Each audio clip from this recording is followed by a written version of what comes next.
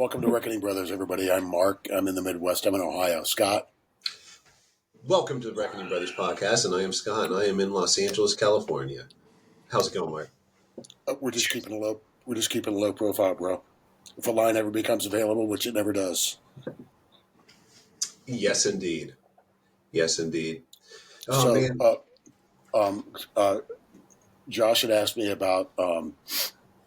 There's this supposed hostage deal that's happened, and the news is that the Trump team and the Biden team worked together to get a ceasefire and a hostage release. There's a lot of criticism from both the right and the left, it doesn't even necessarily break down to right and left. A lot of people in Israel aren't happy about it because of what Israel has to give up in terms of Palestinian prisoners, terrorists. Thousands, right? And before all said and done, second phase is going to be thousands more, if I'm hearing this correctly. And I heard somebody today, and it made, and it's Israel always has to pay these heavy prices. They really don't have any choice. They are absolutely committed to getting their people back. They always have been. They will pay almost any price to do it. It's a credo with them. It's a credo with Israel. We will do virtually anything to get our people back. If that means continue a war that's unpopular, if it means being constantly accused of genocide, being called every name in the book, they'll do it. They just have that commitment to their people, and they always have. So, but Josh had brought up any similarities. Were there any similarities? And asked whether there were any similarities between the hostages that in 1980 that had been held for 444 days during the Carter administration, and this deal, or this hostage release. And yeah, there are similarities. Even though we don't know all the details yet, I think it's safe to say that Trump's bluster that all hell will break loose if the hostages aren't released, if our hostages, if American hostages aren't released by Inauguration Day, I think drove a lot of what happened in these talks. In 1980, after Reagan was elected, and it was really very shortly after the election, within a day or two, he sent a cable to the Iranians. It was a back channel that was used. It's not highly. It's not. There's a lot of conspiracy theories that floated around years ago about Gary Sick and Reagan. Supposedly through William Casey delayed the release of the hostages. There was a big article in the New York Times just a couple of years ago. Supposedly Ben Barnes set the record straight, and so everyone's thinking, "Oh, Reagan, he pressured Middle Eastern leaders to push it back." I was going to ask you about that. I read that. I'm like, I bet Mark. I mean, I can't remember everything I read about Ben Barnes when I heard about that story. I did a little bit of research on him. I'd forgotten about him. Ben Barnes is a nut. He's from Texas, so he's a fucking liar. Only queers and steers are from Texas. Exactly. But man, this whole thing is crazy, and I did a lot of research on this when Josh brought up he wanted to talk about this, and by that I mean I watched the movie Fargo, realized I was watching the wrong movie, and then watched the movie Argo, and it was really interesting. But no, seriously, I looked into this stuff, man, and there are critics of the Palestinian deal. They're really critics of Netanyahu who said, okay, this deal, Hamas has had this deal on the table for a while. Why did it take you so long to agree to it? Why did you have to wait for Trump? So, I mean, good on Trump, right? And bad on Biden. And also, I heard Robbie Swabe made a great comment the other morning, or maybe this morning. I love Robbie Swabe. Look, we might as well call ourselves the We Love Robbie Swabe podcast. He said pretty much Trump is doing what every president in the past, except for Biden, would do. Would say, hey, look, Israel, we're behind you, but you fuck around for too long. We're going to put the smack down. And Trump is saying, stop fucking around, Netanyahu. It's time. Do you think that's what happened behind the scenes, more or less?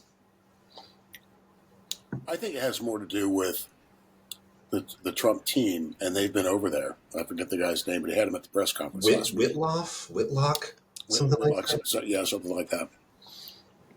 Who's been working with the Qataris and everybody else involved.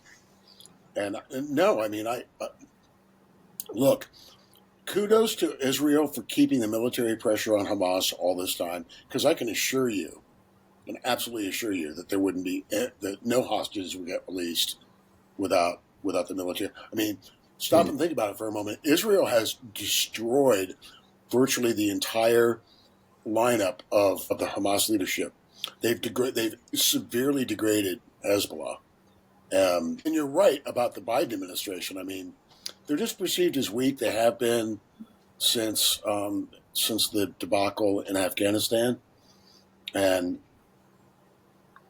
no, I think it has more to do with Trump just doing that massive threat, which he's done repeatedly, right? Like, there will be hell to pay, you know. And I really don't think that the people that are running Hamas and the people that are representing Hamas in these talks, the Qataris, and there may be some others from the Arab Emirates or whatever. I don't think they don't want a full scale American military effort to destroy Hamas and Hezbollah from the air. Yeah, of course, not getting fucked up enough as it. And that's the other thing, by the way. I'm sick. I am so sick. I am so weary of Israel being accused of genocide. If Israel wanted to commit genocide, what people don't understand, you have to have a little bit of knowledge about geopolitics and military capabilities and stuff. If Israel wanted to commit genocide in Gaza, they could kill every living thing in Gaza in about 10.5 hours with their Air Force. Every living with conventional weapons. Yeah, I don't think you have to have a whole lot of knowledge even to know that. Right? No, I mean, they don't have to sacrifice a single ground soldier. They can take every single ground soldier out of harm's way and kill every living thing in Gaza. So the goal is obviously not genocide. If the goal were genocide, this war would have been over. What? How long has it been going on now? 13 months? Yeah, I think longer than that. The quote I always liked is, if Hamas lied down their weapons, there would be no war. If Israel lied down their weapons, there would be no Israel. There would be no Jews left alive. Yeah. And I think that's true. That's a huge fact that the idiots don't want to factor in. We all, I was looking at the stats, right? It's fucked, all right? And I can't blame the pro-Palestinian.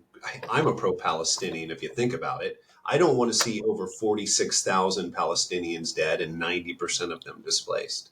That's what we're looking at right now. Those are the stats. That's from the Gaza Health Ministry, which is Hamas. But go ahead. All right. Well, that's what I saw on the Hill and treated it as fact. So maybe it isn't. But either way, let's say it's 20,000. All right.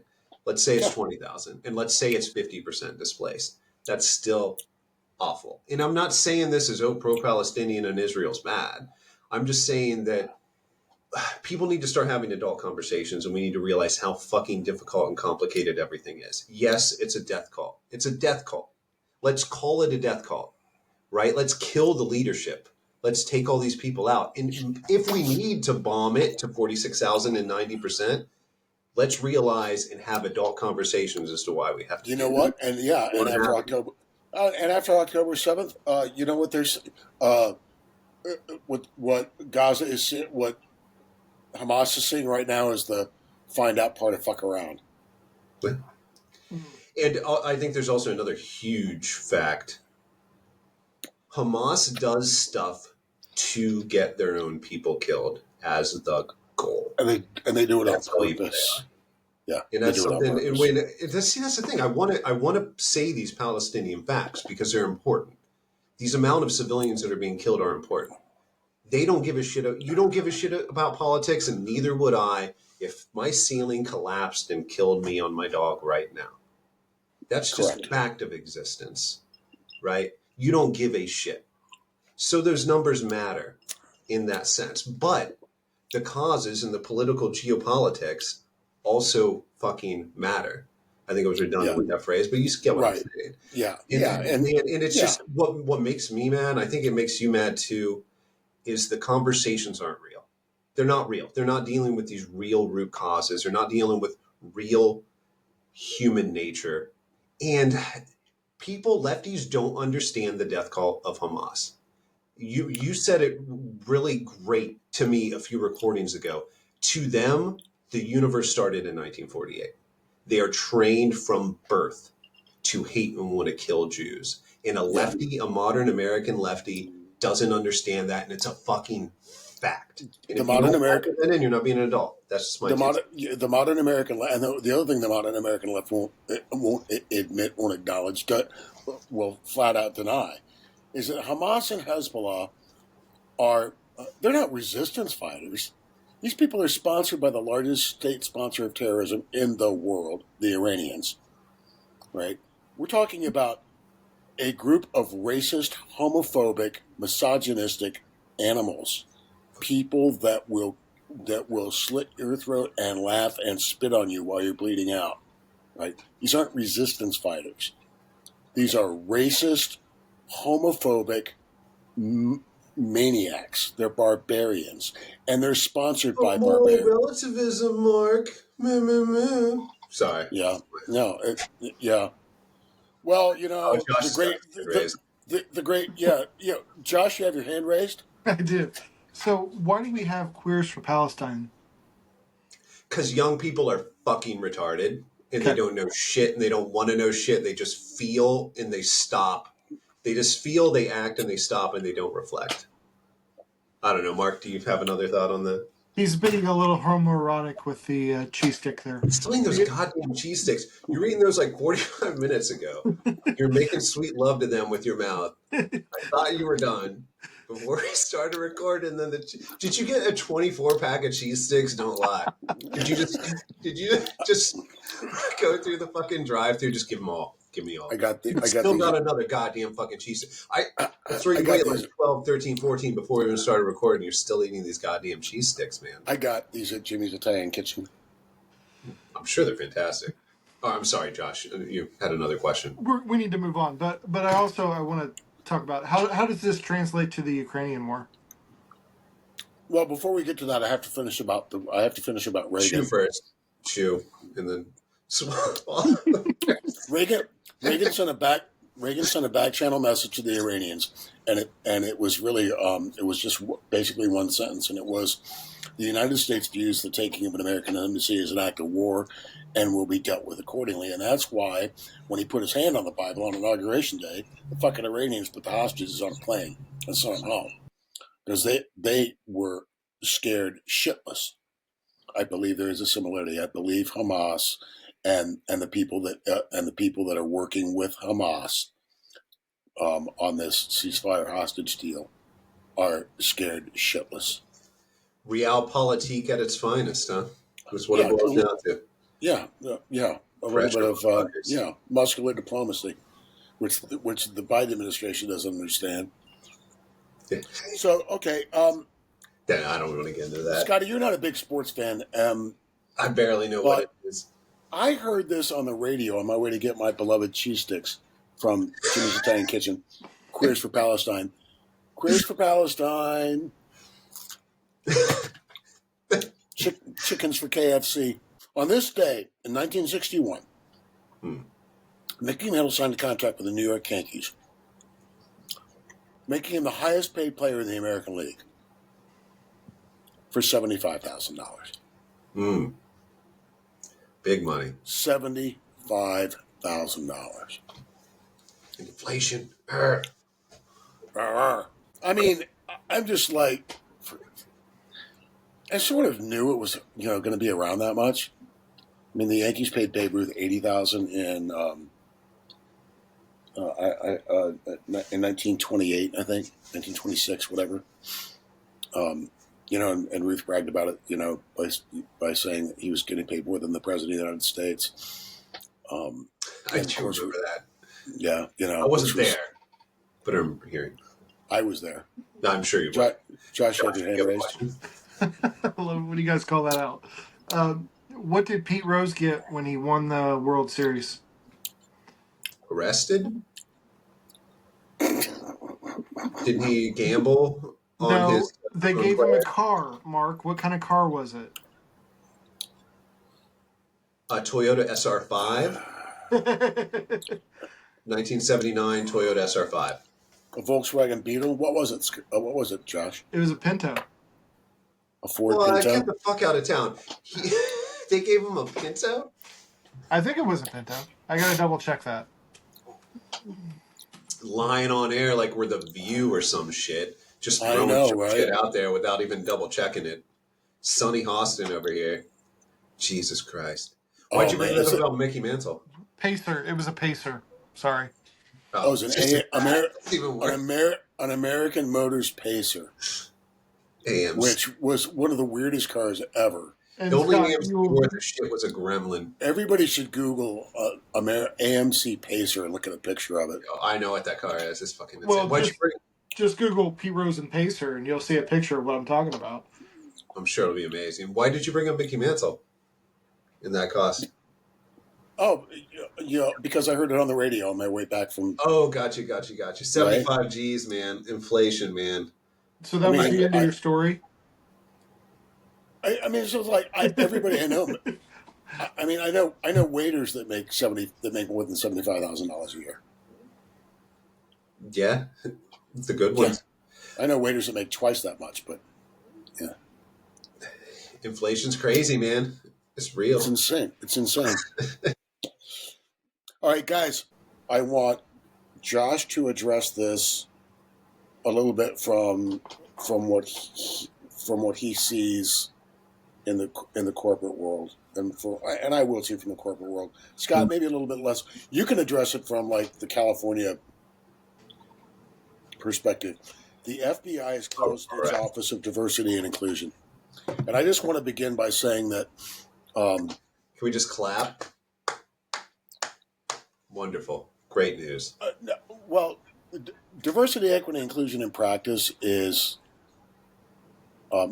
assigns value points to human beings based on immutable qualities like skin color and sexuality.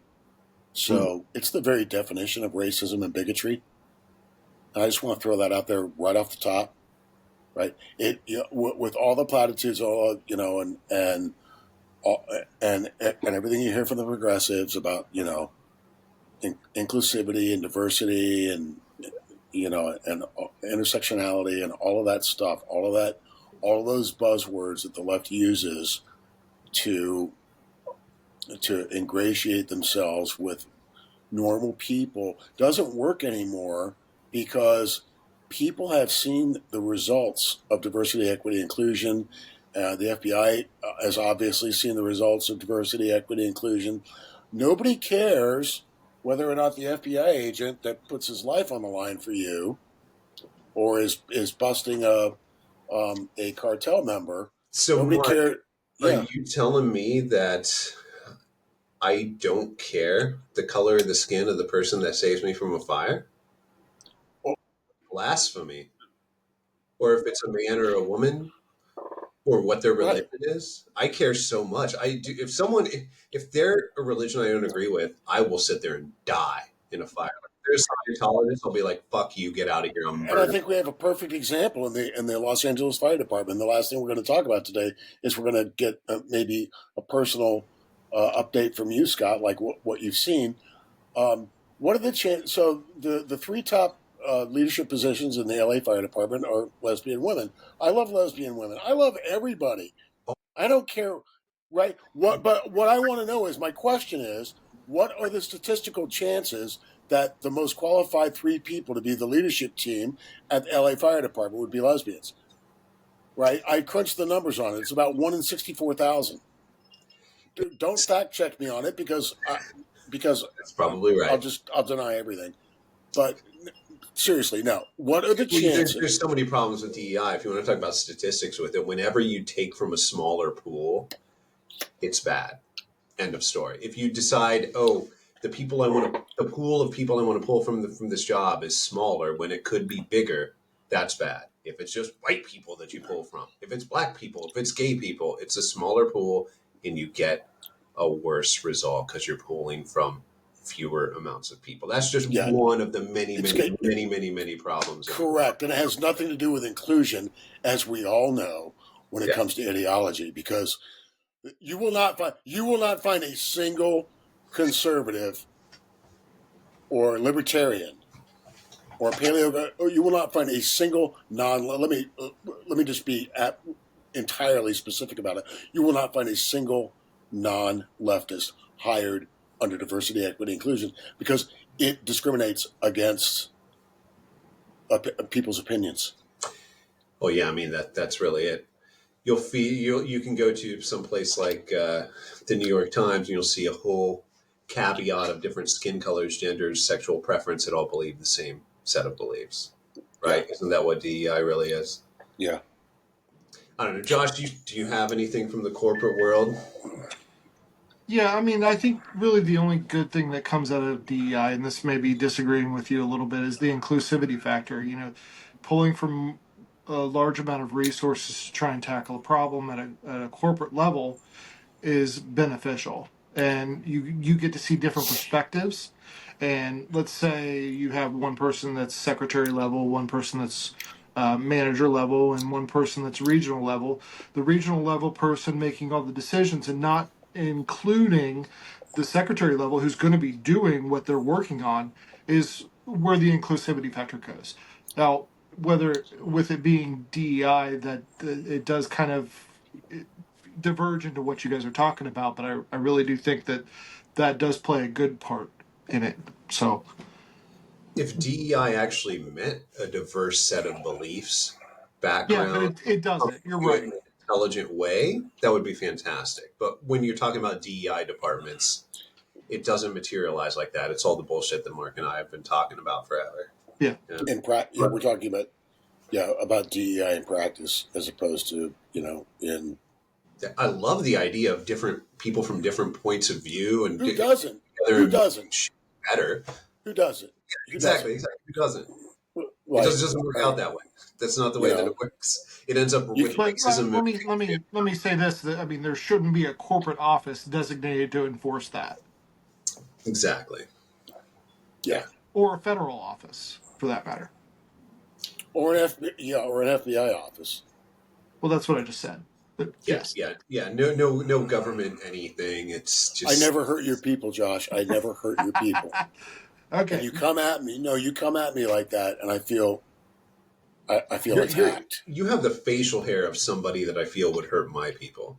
I don't know why. It just kind of looks that way to me. But this? Yeah, you were in Texas earlier. You both do. Look. If I'm being honest, I'm afraid to be alone in a room with either one of you because of what you might do to me, either physically with violence or sexually with violence. I'm afraid of it. I'm just going to be honest. Mark, you were asking me about the fires. You were talking about DEI, and the big news, what everybody's talking about, of course, is DEI in the fires, like you talked about, the Christines, the lesbians who are in charge of the fire departments. And did you guys see Bill Burr? Like stupid dogs? You mean like stupid dogs? Josh, you have your hand up? Stupid dogs. Sorry, I trailed off there a bit. Josh, go ahead. One thing I heard is they weren't dipping into the ocean because the salt water is bad for the soil, but they're also dipping into pools, and chlorine's not good for the soil either. So, I'm glad you brought that up, Josh. I don't want to extend this show longer than it should be. We need to stop. So.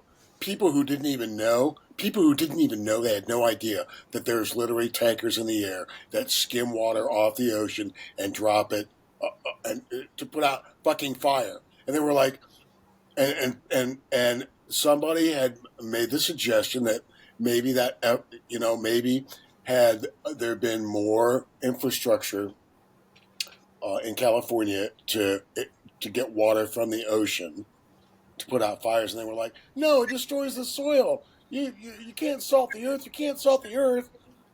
And They didn't What are even you know going that. to grow on these plots of land where there's What houses? Who cares? I mean, trust me when I tell you that seawater after one rain gets rinsed away, Yeah. or And two I'm sure rains. I would be, without having any knowledge, I'm willing to bet that you're absolutely. I'd rather have dead grass in my front yard than my house burnt to the Dude, fucking I was saying, ground. there's got to be devices where you can throw like a long ass hose in the ocean with a pump, right? There has to be something out there. You just on a whim, like, oh, we live by the ocean. There's a fire. Let's throw this shit in the ocean. Turn this pump on and just start I hosing mean, shit I've been saying for years California should be. I've been saying Is for that years impossible? California. Am I stupid? No, California should have been building desalinization plants years ago. Yeah. Whole lot of water right there. I can see it. Josh, you have your hand up. Last point I'll make. Plants love it. Scott, are you gonna give That's me? Thank you. Yes. It's what plants crave. We got Electrolytes. caught on that, man. no, We got yeah. It's like to end no, this. it's like White Castle. They like White Castle. I don't know. No one likes White Castle, man. I love All right. White Castle. Let's All call right, it. end it. Have a great night. Good night, everybody.